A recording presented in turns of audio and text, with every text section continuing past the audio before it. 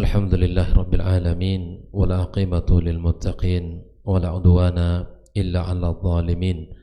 Asyhadu an la ilaha illallah wahdahu la syarika lah al malikul haqqul mubin wa asyhadu anna Muhammadan 'abduhu wa rasuluhu an-nabiyul amin. Qala ta'ala fil Qur'anil Karim a'udzu billahi as-sami'il 'alim minasy syaithanir rajim. Ya ayyuhalladzina amanu ittaqullaha haqqa tuqatih wa la tamutunna illa wa antum muslimun. Allahumma 'allimna ma yanfa'una wanfa'na bima 'allamtana wa zidna ilma ya 'alim. Amma ba'd. Ma'asyiral muslimin, ma'asyiral muslimat, al-musyahidin wal musyahidat rahimakumullah. Alhamdulillah, kita senantiasa bersyukur kepada Allah Subhanahu wa taala atas karunia yang Allah berikan kepada kita. Alhamdulillah, pagi ini kembali Allah mudahkan kita untuk memulai hari kita. Mudah-mudahan apa yang kita lakukan di pagi ini dan apa yang kita akan kerjakan dimudahkan Allah Subhanahu wa taala dan diterima olehnya. Kemudian salawat serta salam semoga senantiasa kita ucapkan untuk junjungan kita Nabi besar Muhammad sallallahu alaihi wasallam. Mudah-mudahan salawat ini menjadi bukti bahwa kita mencintainya dan kita berharap kepada Allah Subhanahu wa taala Allah memberikan kepada kita izin untuk mendapatkan syafaatnya. Ikhwafillah rahimakumullah, tentu tak lupa kita berdoa untuk orang-orang yang berjasa dalam hidup kita, seperti orang tua kita yang telah mendidik dan membesarkan kita. Semoga Allah Subhanahu wa taala mengampunkan dosa dan khilaf mereka serta menerima segala bentuk amal saleh dan ibadah mereka. Kepada para guru kita, semoga Allah Subhanahu wa taala Allah tinggikan derajatnya dan Allah terima segala amalnya serta Allah berkahi hidup dan keluarganya.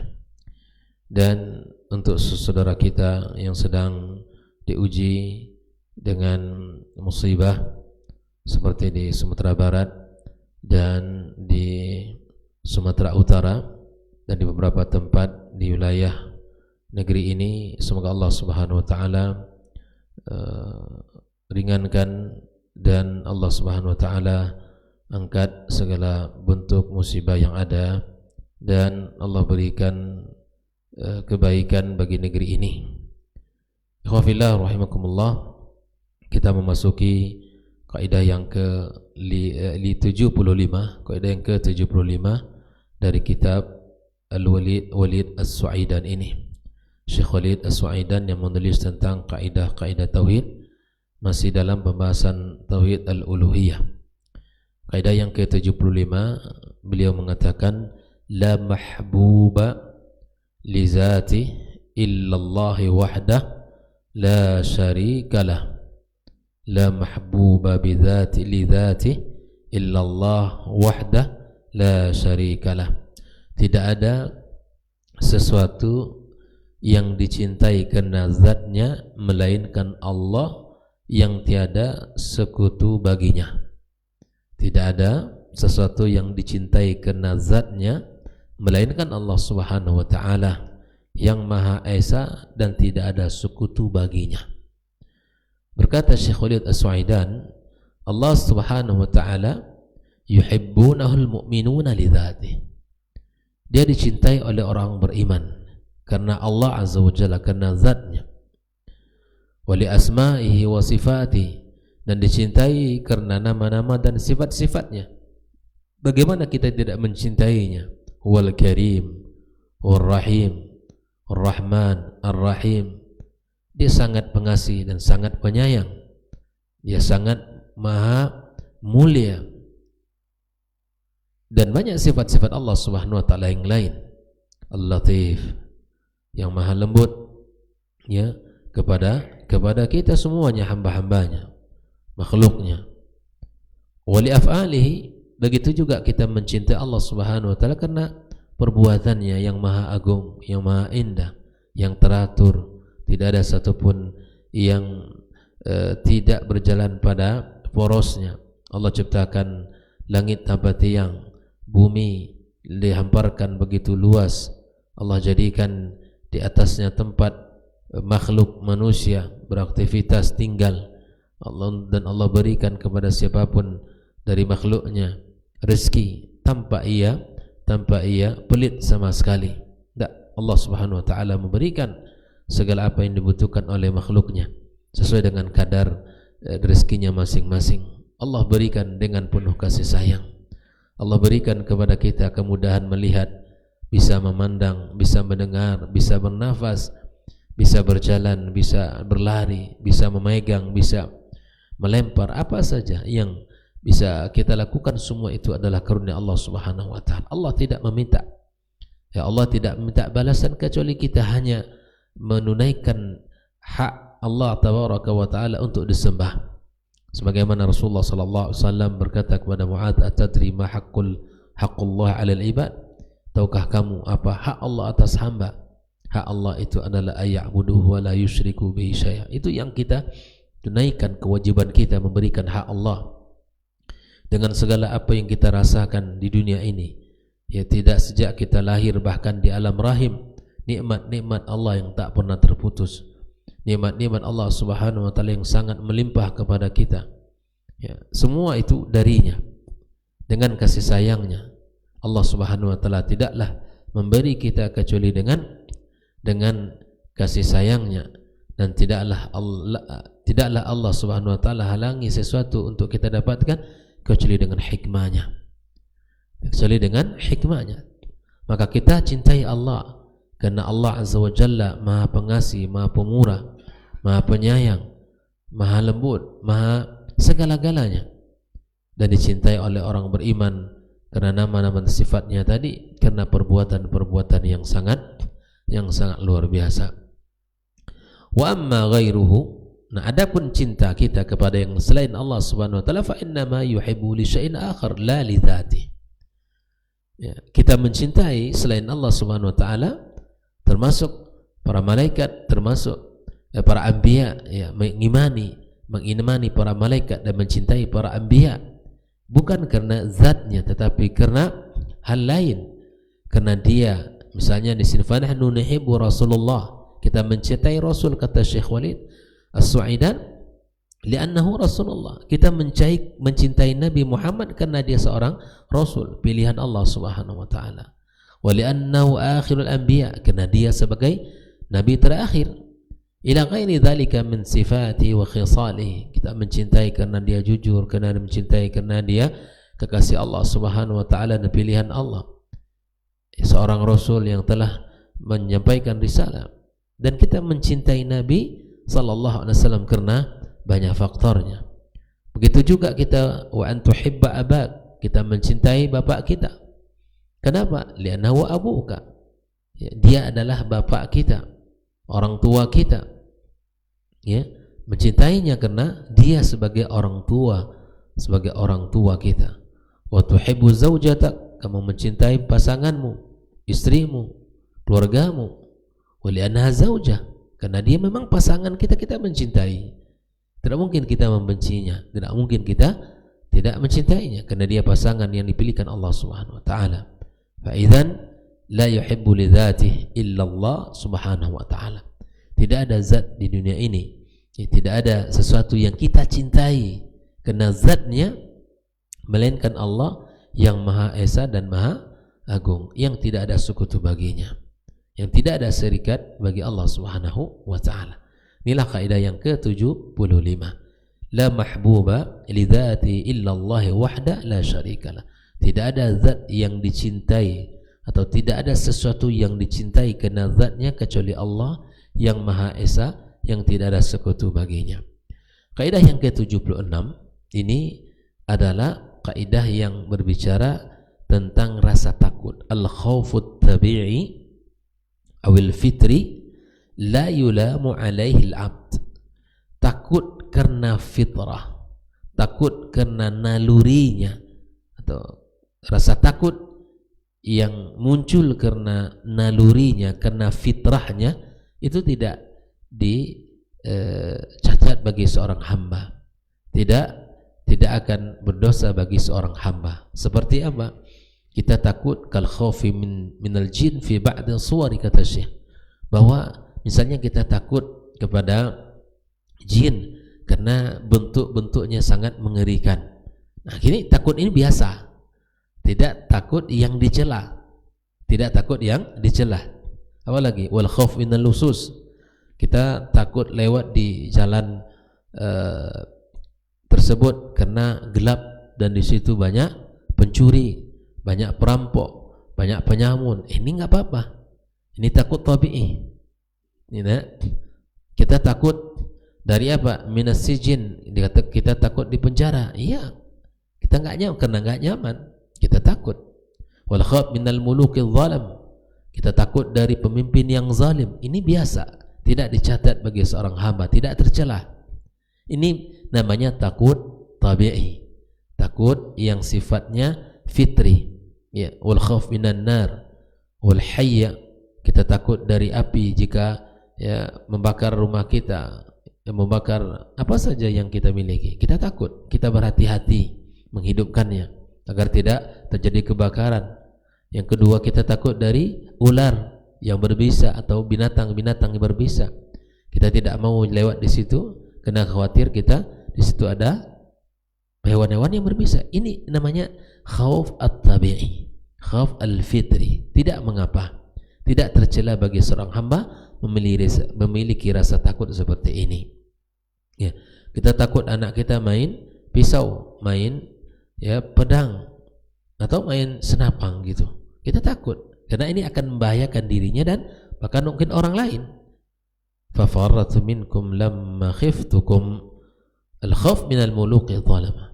Ya, kita takut. Masa dulu di dalam kisah Ashabul Kahfi, ya, kisah Ashabul Kahfi, mereka ini kan hidup di sebuah keadaan di mana kejahatan sudah merajalela, pemimpinnya zalim. Nah, ini hal yang dibolehkan dan tidak tercela bagi seorang mukmin. Apalagi kita takut terhadap ya misalnya kejahatan-kejahatan orang yang tidak kita ketahui, maka kita berhati-hati. Ini namanya al-khauf al-jibilli atau al-khauf at-tabi'i atau al-fitri. Khauf, rasa takut yang sifatnya naluri atau fitri atau ya alami. Ini tidak masalah. Tidak tercela seseorang yang takut anaknya main di luar rumah, nanti ada pencurian anak. Takut misalnya kita di malam hari nanti masuk pencuri ke rumah, kita kunci pintu. Ini namanya khauf at-tabi'i.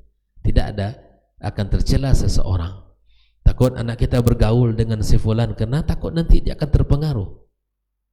Takut kita tinggal di daerah situ karena orang-orangnya tidak beragama misalnya. Ini hal yang biasa. Takut yang sifatnya fitri, tabi'i dan naluri, dan ini ya dibolehkan dalam agama kita. Ikhwatal kiram rahimakumullah. Kaidah yang ke-77 adalah al-mahabbatul fitriyatu laysat bimuwala fala yulamu alaihi al-'abd.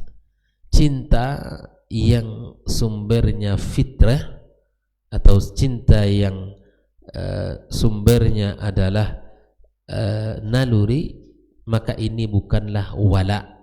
Ini bukanlah bersifat wala dan ini tidak dicela bagi seorang hamba. Contoh, cinta yang sifatnya fitrah itu seperti apa?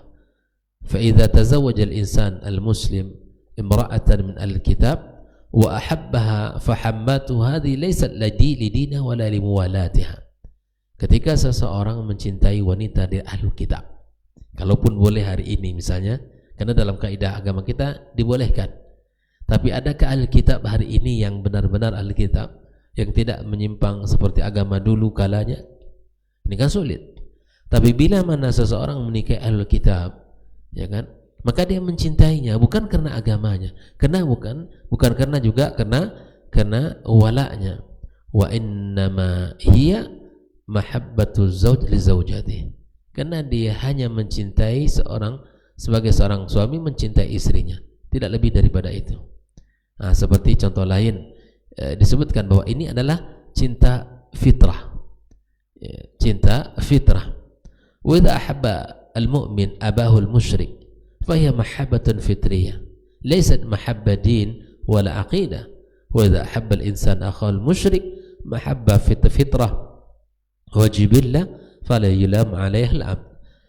Seseorang misalnya mencintai bapaknya yang masih dalam kufur, ya kan? Seseorang mencintai bapaknya dalam kekufuran, dia belum beriman misalnya, maka cinta seorang anak ke bapaknya adalah cinta fitrah karena dia sebagai seorang bapak, bukan mencintai karena bapaknya Kristen atau Yahudi atau Nasrani, bukan itu.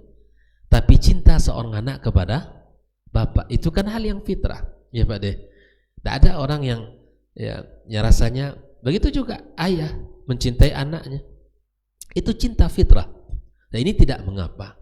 Misalnya anak yang subhanallah dicintai oleh sang ayah, tapi anak ini ya melakukan sesuatu yang mengundang murka Allah Subhanahu wa taala. Mencintai ayah yang masih kafir bukan mencintai karena kekufurannya, tapi dia dicintai karena dia sebagai sang ayahnya. Ini juga tidak masalah. Ya. Tidak masalah. Apakah kita harus membenci? Tidak. Cintai dia karena dia sebagai orang tua. Adapun agamanya yang dia yakini itu urusan dia kepada Allah Subhanahu wa taala. Kita tidak urus. Bagaimanapun dia adalah ya ada hubungan kita dengan dia. Maka cintai karena sang ayahnya. Bukan karena agama, bukan karena akidah. Begitu juga seseorang saudara mencintai saudara yang masih, misalnya dulu satu keluarga itu semuanya Nasrani, ya kan? Dan Allah berikan hidayah ke beberapa orang. Katakan 5 orang mereka bersaudara, 3 dapat hidayah, tinggal 2 yang belum. Nah yang 3 ini mencintai saudara yang 2 itu bukan karena agamanya, akidahnya, tapi karena dia sebagai saudara. Itu boleh apa tidak? Boleh. Dicela dalam agama? Tidak dicela. Boleh seseorang mencintai dia, baik itu ayahnya, orang tuanya, abangnya, saudaranya, adiknya, ya, meskipun dalam misalnya beda agama, mencintai dia karena saudaranya. Itu. Dan ini tidak masalah. Fala yulam 'alaiha al-'abd, dan seorang tidaklah tercela. Baik. Ini kaidah yang ke berapa? 77. Adapun kaidah yang ke-78, ini dalam penjelasan saya singkat saja tapi kaidahnya mengena.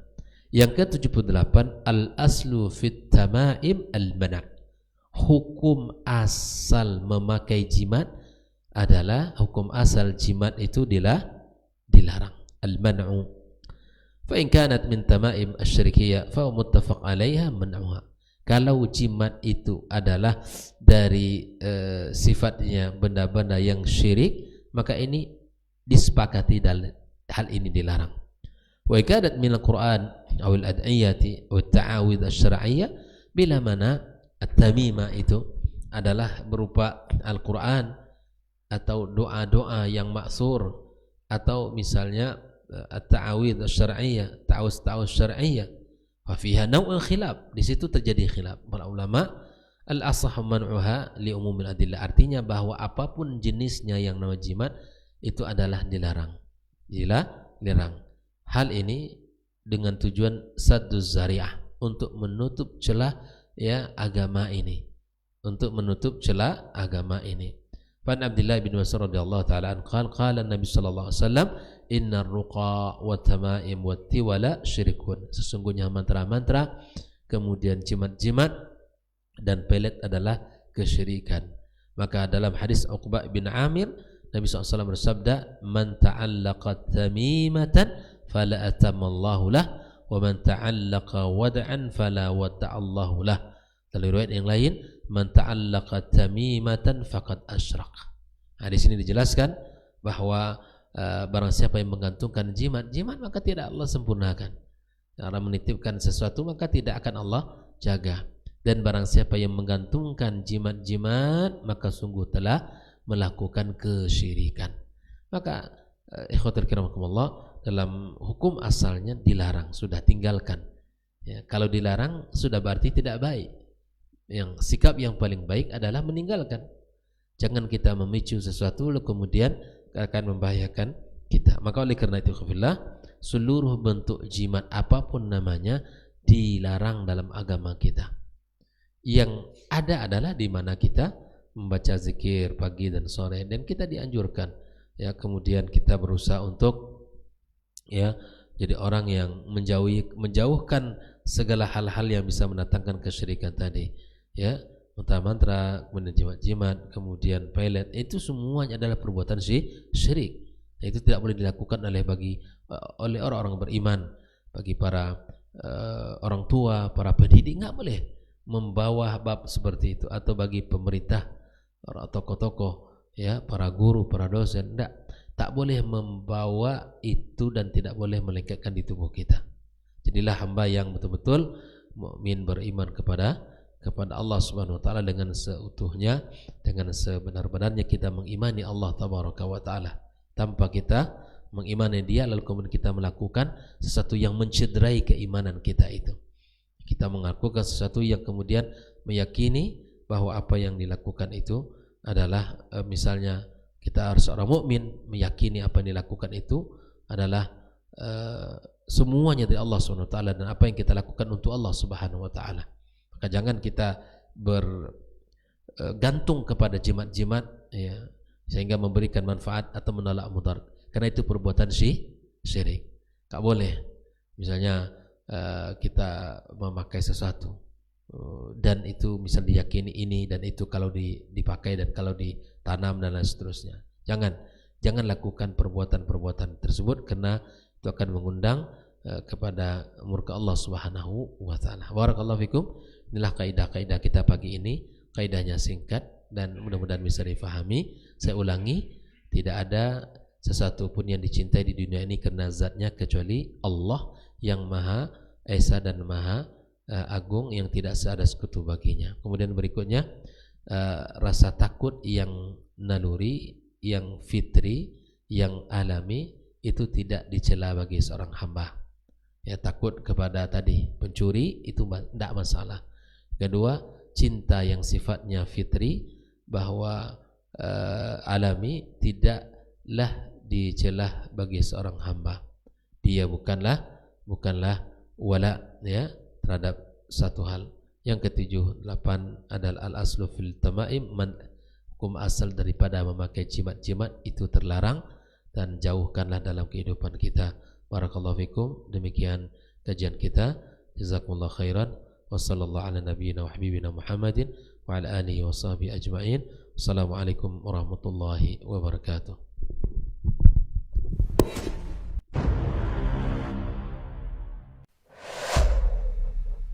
Dunia dan seisinya ini bagi Allah tak sama nilainya dengan sebelah sayap lalat. Barang siapa yang beramal untuk akhiratnya, Allah akan cukupkan baginya urusan dunia. Sayati zamanun 'alan nasi as-sabiru fihim qalqabit al-jamarah. Akan ada satu masa di akhir zaman yang berpegang teguh dengan agamanya seperti orang yang sedang memegang bara